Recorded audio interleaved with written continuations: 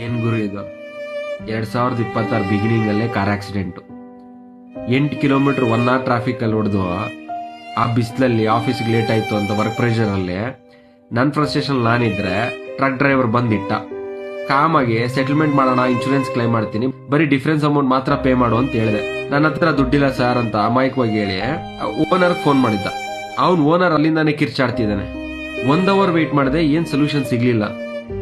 Frustration peak ಹೋಗಿ ಆ spur of the moment ಅಲ್ಲಿ ಆ ಡ್ರೈವರ್ ಫೋನ್ ಲೈಸೆನ್ಸ್ ತಗೊಂಡು ಸೀದಾ ಆಫೀಸ್ಗೆ ಬಂದ್ಬಿಟ್ಟೆ.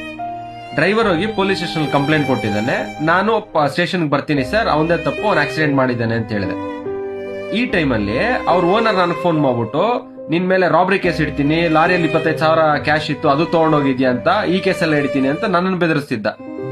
ಸಡನ್ ಆಗಿ ಅವ್ನ ನಂಬರ್ಗೆ ಅಪ್ಪ ಇಂದ ಕಾಲ್ ಬಂತು.